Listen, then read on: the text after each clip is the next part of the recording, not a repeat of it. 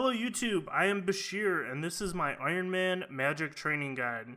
First off, I want to give a shout out and a big thank you to my brother-in-law Morals. He is top 1000 on the Ironman high scores and is one of the best PVMers in the game. He told me to say that he is a washed up PVMer. He helped me make this guide, so there's a lot of really good insights.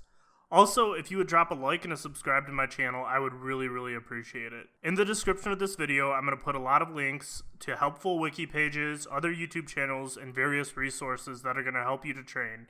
So please check those out as well. Magic is one of the most important skills for Ironman accounts. It's extremely important for bossing, dungeoneering, slayer, money making, and much more. Before I get into this guide, I want to say that there are a variety of methods that will get you to where you need to be. I recommend that you do a little bit of everything. It keeps you from getting bored and it will help you with getting a variety of mats and more. This guide is designed to quickly level your magic up. To be honest, the best way at low levels to train is by getting the quest cape. Quest. I'm going to leave a link in the description to Iron Lucian's level 3 to quest cape guide. It's a little bit outdated because it was made back in 2016, but it's still an excellent guide. If you follow this guide, you'll end up with 90 magic by the time you get the quest cape. I know that can be tedious and boring though, so I made this guide. Alright, let's get into the training methods. To start off, you have a couple options. You can either train at the EOC Combat Arena, also known as the Combat Academy in Lumbridge, to quickly get level 30 magic. This is a method that not a lot of people do, but trust me, it's extremely fast. You won't regret it. You may want to get level 10 magic at the Trolls near Berthorpe first. The other option is doing some quests. The quests are the Blood Pack, the Death of Chivalry, Rune Mysteries, Rune Memories, Imp Catcher, the Tale of Muspah, Call of the Ancestors, and a Fairy Tale Part 1. At level 30, the fastest method to level 60 is to buy a battle staff for the accuracy and kill infested axes. These are located in the Ganodermic dungeon just north of the duel arena. The axes do not have useful drops, but each kill is worth 1,125 experience. Once you hit level 60, you should go to the Mage Arena deep in the wilderness and get the Gothic Staff and Gothic's Cape. It's super quick to do, and the staff is extremely important for bossing later in the game. It's also a good tier 60 weapon. The staff has a special attack that reduces your opponent's defense by 5%. It also increases your affinity, thus increasing your accuracy. From here, you can train magic to level 65 using Slayer. Once you hit 65 magic, you want to complete the Lunar Diplomacy quest. This quest is important because you'll get your T65 Lunar Armor set and staff. From here, you can start working towards your tier 80 Chaotic Staff. You can level Dungeoneering in order to get the 200,000 tokens. Depending on your experience with bossing, you can now begin to kill Krill. You need to have 70 constitution and you should have 80 magic at this point. You may need to do the method where you run along the walls as you attack him to reduce the damage and prayer reduction. There are a lot of excellent guides on YouTube for this method. I'll leave them in the description. I highly advise training your herb lore as much as possible at this point so you can at least make super magic potions and super restores. Remember, you can boost your herb lore level using the spicy stew made from the brown spice you collect in Evil Dave's lair. Krill has a lot of important drops for Ironman, specifically the tier 70 subjugation set and dwarf weed. It is a good money making method as well. At 99 magic, I still go to Krill because it is relatively AFK and the dwarf weed drops are nice. Once you get your complete subjugation set, it is time to start your God Wars Dungeon 2 grind. I recommend this over next because it is easier and the tier 80 set is non-degradable. I'm still on this grind myself. Hellweir drops the Crest of Saren necessary to make the Anima Core of Saren set, but I advise training magic on Vindicta as well because you're able to get the Dragon Rider Lance, which is amazing for training melee. You should be able to easily get 99 magic after these two grinds. I was able to do some Araxor at 90 magic and get several pieces towards my Noxious set. You really need to have high enough summoning and for at least a War Tortoise as well as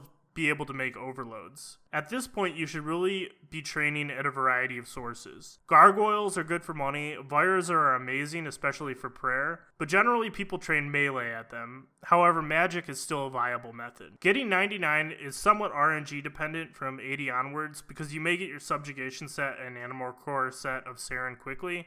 You know that Ironman luck. Alright, let's go over some gear. The gear from level 1 to 60 is pretty garbage. You can use basic wizard robes until level 10 defense, then switch to imp hide. At level 20 defense, you can start wearing spider silk robes, and at level 30, you can wear batwing robes. I personally use batwing all the way to level 60 magic. Like I said earlier, at level 60 magic, you want to go right to the mage arena and get that Gothic staff and cape. Again, as I said earlier, Then you want to get the Tier 65 Lunar Armor Set from the Lunar Diplomacy Corps. This is the armor set that I used for my krill grind. There are a couple other options at this point. I was able to get the Tier 65 Superior Skeletal Set from Deathmatch really easily with a group of clanmates. I never really used it.